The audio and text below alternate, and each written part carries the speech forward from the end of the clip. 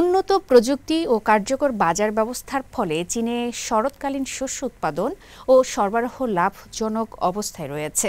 সরকার ন্যায্য মূল্যে শস্য ক্রয় করে কৃষকের আয় বৃদ্ধির পাশাপাশি দেশের খাদ্য নিরাপত্তা যেমন নিশ্চিত করছে, তেমনি এ উদ্যোগ কৃষকদের উৎপাদনকে উৎসাহিত করে জাতীয় খাদ্য মজুতকে করেছে শক্তিশালী।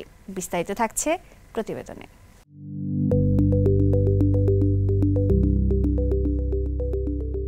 চীনে লাভজনক অবস্থায় রয়েছে শরৎকালীন শস্য ক্রয়। এই শস্য দেশটির মোট বার্ষিক শস্য উৎপাদনের প্রায় 3/4। ফলে সুষ্ঠুভাবে মৌসুমী শস্য সংগ্রহ চীনের খাদ্য নিরাপত্তা ও কৃষকদের আয় নিশ্চিতের জন্য অত্যন্ত গুরুত্বপূর্ণ।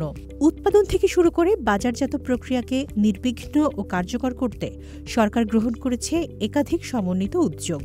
চীনের কৃষি ও গ্রামীণ বিষয়ক মন্ত্রণালয়ের তথ্য অনুযায়ী চলতি বছরে এখন পর্যন্ত কাটা হয়েছে দেশের অর্ধেকের বেশি শরৎকালীন ফসল।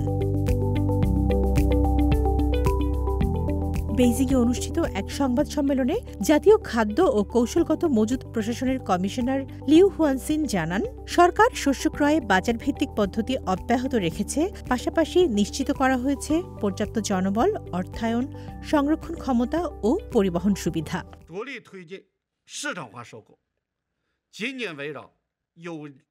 কৃষকদের স্বার্থ রক্ষায় আমরা উপযুক্ত অঞ্চলে মধ্য ও শেষ মৌসুমের ধান ক্রয়ের জন্য ন্যূনতম মূল্যনীতি কার্যকর করেছি।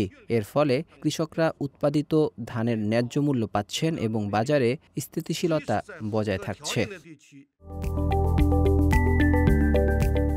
তিনি আরও জানান, শস্য বিক্রেতাদের যেন দীর্ঘ সময় অপেক্ষা করতে না হয়, সেজন্য সরকার অনলাইন ও অফলাইন উভয় চ্যানেলের মধ্যে সমন্বয় করছে। এতে শস্য বিক্রয় প্রক্রিয়া দ্রুত ও স্বচ্ছভাবে সম্পন্ন হচ্ছে।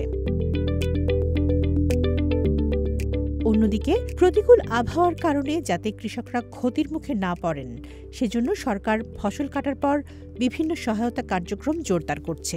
এর মধ্যে অন্তর্ভুক্ত রয়েছে শস্য শুকানো, সংরক্ষণের প্রযুক্তিগত সহায়তা এবং মাঠ পর্যায়ে কৃষি বিশেষজ্ঞদের পরামর্শ।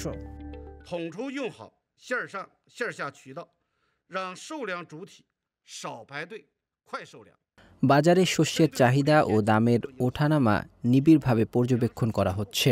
নিয়মিতভাবে শস্য ক্রয়ের অগ্রগতি ও মূল্য সংক্রান্ত তথ্য প্রকাশ করা হবে, যাতে কৃষক ও ব্যবসায়ীরা তাদের বিক্রয় ও ক্রয় পরিকল্পনা সুসংগঠিতভাবে করতে পারেন।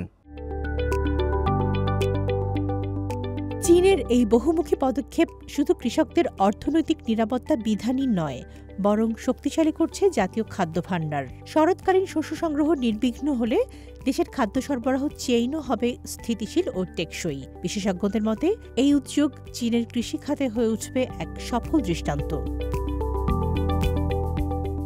তামান্না জেনিফার, সিএমজি বাংলা।